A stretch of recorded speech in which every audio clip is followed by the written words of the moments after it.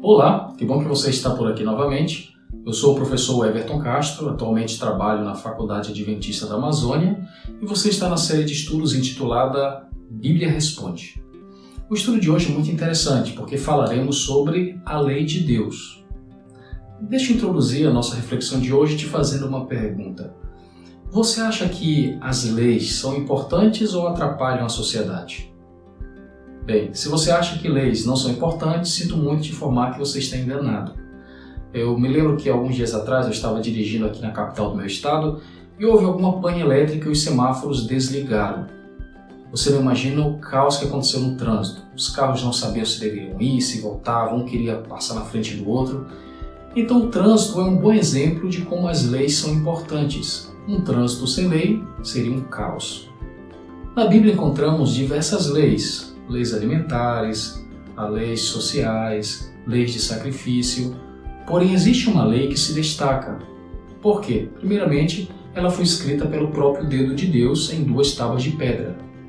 Essa lei ficava dentro da Arca da Aliança e ela continha princípios gerais para a nação. Se você não conhece, essa lei está em Êxodo capítulo 20. Mandamento 1. Não terás outros deuses diante de mim. Mandamento 2. Não farás para ti imagem de escultura. Mandamento 3. Não tomarás o nome do Senhor teu Deus em vão. Mandamento 4. Lembra-te do dia do sábado para o santificar. Mandamento 5. Honra teu pai e tua mãe para que se prolongue os teus dias na terra que o Senhor teu Deus te dá. Mandamento 6. Não matarás. O 7. Não adulterarás. O 8. Não furtarás. O 9.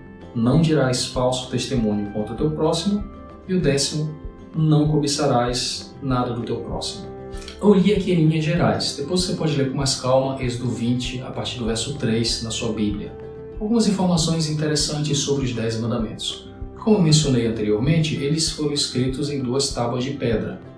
E essas 2 tábuas de pedra mostram as 2 principais divisões dos 10 mandamentos. Na primeira tábua você tinha os mandamentos do 1 ao 4, que mostram as obrigações do homem para com Deus. Não tomar o nome do Senhor teu Deus em vão, não fazer imagem de escultura. Agora, na segunda tábua, que é do mandamento 5 até o 10º, nós temos a obrigação do homem para com o seu próximo. Não matar, não roubar, honrar pai e mãe. É por isso que no Novo Testamento, quando Jesus vai fazer um resumo da lei, ele vai dizer que a lei se resume em amar a Deus, que é a primeira tábua, e amar o próximo, que é a segunda tábua. Ou seja, quem ama a Deus e quem ama o próximo, automaticamente aguarda os 10 mandamentos. Agora, amigos, existe uma grande tensão no meio evangélico porque alguns colocam a lei em oposição à graça. Eu já ouvi alguns falar assim, você vive no tempo da lei, eu vivo no tempo da graça. Então, será que nós precisamos escolher entre lei ou graça? Qual a importância da lei? Será que a lei ainda precisa ser obedecida? Alguns chegam a dizer que Jesus, quando veio aqui e morreu, ele aboliu a lei completamente. Veja, a primeira coisa importante a dizer, lembrando do exemplo do trânsito, é que o primeiro papel da lei é mostrar o que é certo e o que é errado. Isso é justamente o que está escrito em 1 João capítulo 3, o verso 4. Todo aquele que pratica o pecado também transgride a lei, porque o pecado é a transgressão da lei. Então veja, a Bíblia diz que pecado é transgredir a lei. Agora, se você tira a lei, automaticamente você tira o pecado. Voltando novamente ao trânsito. Se não existe nenhuma lei que diz que é proibido cruzar o sinal vermelho, se eu cruzo, ninguém pode me condenar. Da mesma forma, a lei moral dos 10 mandamentos nos diz o que é errado. Sem essa lei, não existe pecado. Agora, se não existe pecado, para que a igreja, para que Cristo, para que a graça? Percebe? A lei é importante porque ela nos mostra o que é pecado. Paulo também vai dizer isso no livro de Romanos. Que diremos, pois? É a lei pecado? De modo nenhum. Mas eu não teria conhecido o pecado senão por intermédio da lei, porque eu não teria conhecido a cobiça se a lei não dissera, não cobiçarás. Percebe como Paulo é muito claro, ele faz inclusive uma alusão à lei moral dos 10 mandamentos? Ele diz, a lei é pecado? Não, mas eu não teria conhecido o pecado se não fosse a lei, porque a lei diz, não cobiçarás. Se tira essa lei, cobiçar não seria pecado. Agora vem um ponto aqui interessante. Algumas pessoas dizem, a lei não salva, eu sou salvo pela graça. Está correto. A lei não salva, quem salva é Jesus Cristo. Me permita contar uma pequena história para ilustrar esse ponto. Imagina que você sinta uma dor aí no seu pulmão e você vai até o médico e ele então mande você fazer um exame. Então você vai lá, tira um raio-x e traz ali a chapa para o doutor.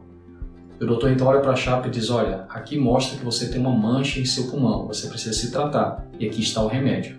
Então você pega o remédio, toma o remédio e depois é curado.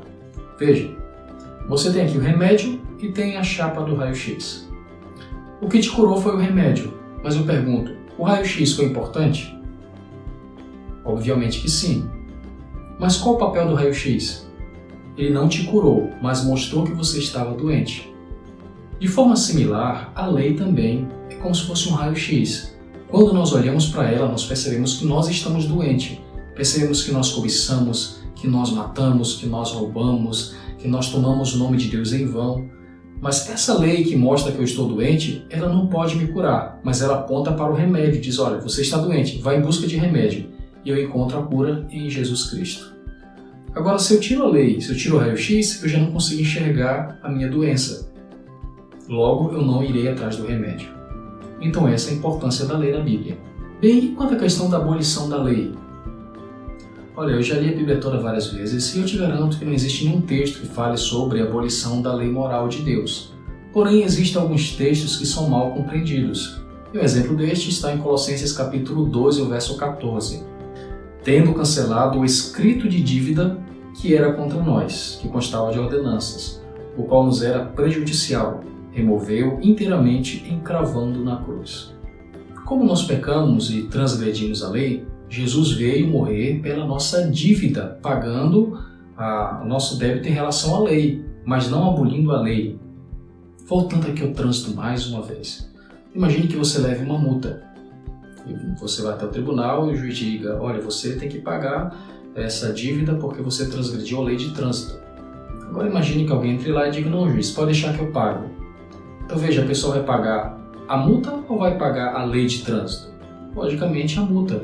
E assim, quando se paga a multa, a lei continua existindo. E ainda mais, o ato de pagar a multa mostra que você valoriza a lei de trânsito.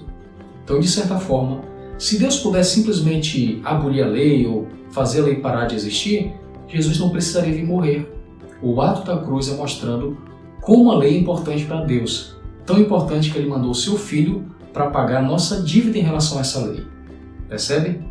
O último ponto que eu quero falar com você refere-se a uma profecia bíblica em Daniel capítulo 7, o versículo 25 diz o seguinte: proferirá palavras contra o Altíssimo, magoará os santos do Altíssimo e cuidará em mudar os tempos e a lei. E os santos lhe serão entregues nas mãos por um tempo, 2 tempos e metade de um tempo. Aqui nós não temos tempo de explicar essa profecia em detalhe, mas em Daniel capítulo 7 encontramos um poder político e religioso que mudaria a própria lei de Deus. Por exemplo, você pode pegar o Êxodo 20 da sua Bíblia e comparar com o manual de catequese. Você vai perceber que 2 mandamentos foram alterados. O mandamento de adoração de imagens e o mandamento do sábado foi alterado para o domingo. Então isso é uma evidência clara de poderes religiosos que alteraram a lei de Deus. Mas hoje então eu finalizo com a seguinte pergunta: diante de tantas crenças, diante de tantas direções, quem você decide seguir? A palavra de Deus ou a opinião de um líder religioso? Eu sinceramente espero que você não acredite nem em mim, não acredite no seu líder, no seu bispo, no seu pastor, no seu padre, não. Acredite na palavra de Deus, use ela como guia para a sua vida religiosa. Finalizamos por aqui o estudo de hoje. No nosso próximo encontro falaremos sobre um tema que é motivo de muita discussão. Falaremos sobre o sábado. Será que esse dia ainda é válido para hoje? Então não perca o nosso próximo estudo. Conto com a sua presença e até lá!